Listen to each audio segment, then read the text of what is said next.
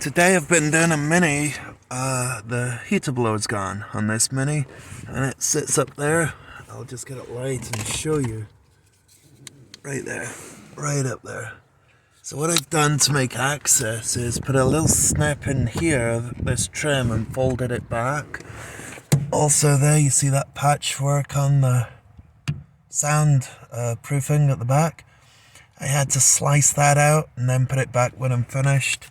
Also remove this steering linkage. And then when I came to it, I took the motor out in two pieces.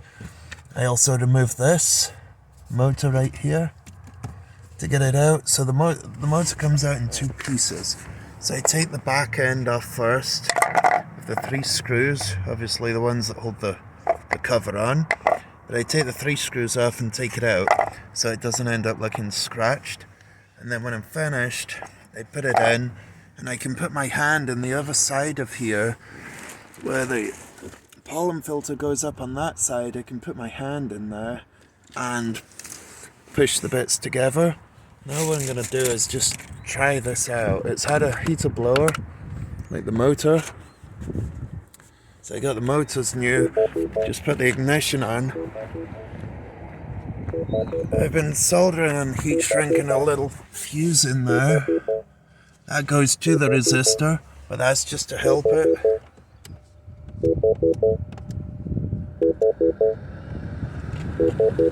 So we can see the amperage going through it. So I turn it up.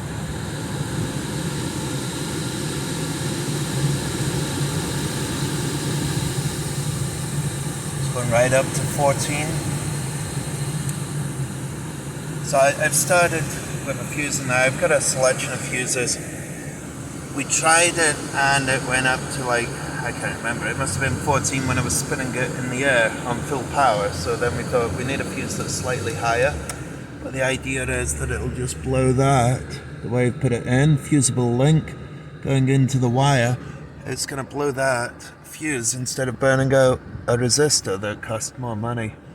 So it's got a new motor. So here's what it goes up to. Brand new motor, new resistor. It's right about 14 amps to give you an idea of what they should be. Any more than that it might burn out the resistor, so you'll just keep replacing them. Using solder and heat shrink, I've got this Milwaukee soldering iron since I'm mobile and I don't always have access to power, and the heat gun.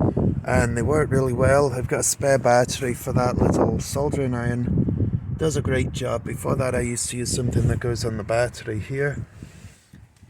But this is much better. So I just thought I'd share this with you, what I'm doing to help save the resistor in the future. And there's just a fuse that goes right in there.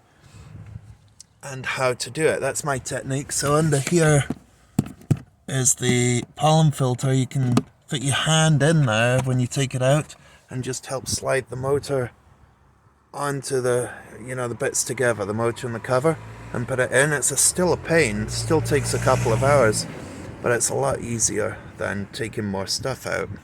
Hope this helps somebody. Thanks for watching. Today I'm doing a gearbox on a little van, a Citroen Dispatch. However, the box isn't exactly the same.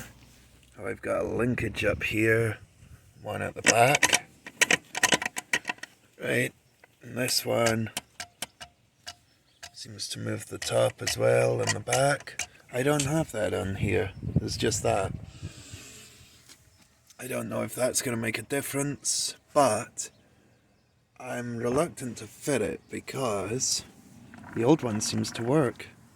I can get gears, same as the new one. There's also a slight difference here. That's got like an option for a speedo drive that isn't being used, by the way, but it's not even on this one. It might be that it would be okay, but I don't know. The main thing is it's missing a total linkage out of the gearbox. So I'm going to stick with that one if I think it's working. The problem isn't the gearbox. Apparently another mechanic had a look at it for him and said it was, but it's the gear cables. They were already disconnected when I came to it. So I didn't put it together to recheck someone else's work, I just took the gearbox out. And it's not that. So I can't get in touch with the customer just now to see what he wants me to do, so I think I'll just take the decision and put it back in. Since I'm happy with it, I can get all the gears when I rotate that. Spinning the drive shaft. Yeah, I'm going to go with that. I'll just put it back in. Give him the good news, he can return that, see if he can get his money back. But he'll still have to pay me. I didn't diagnose it. So this is why some people don't do anything unless they diagnose it themselves. Today's job, I'm doing a clutch and dual mass flywheel on this Honda Civic with a diesel engine. It's quite a few things that I've had to remove out the way first, like the EGR pipe and the charger pipe, a whole bunch of things, brackets and stuff like that, even get into the starter motor. That's what I remove these for. Makes it easier. Now I've just got to put it all back together again. But it's good that when you get into this stage that the parts that you've ordered are actually the right parts for the job. It was, well, not worrying, but I was concerned that there may be something wrong with that. Clutch removal installation, so I need to check the service manual, eh? Okay, I think I've got it though. So that's today's job, another clutch. Today I've got a timing belt and I'm doing the water pump as well. Water pump's not driven by the belt, but I got it in the kit, so I'm going to fit it anyway using the Sealy locking tool kit. This is a 1.6 Astra engine.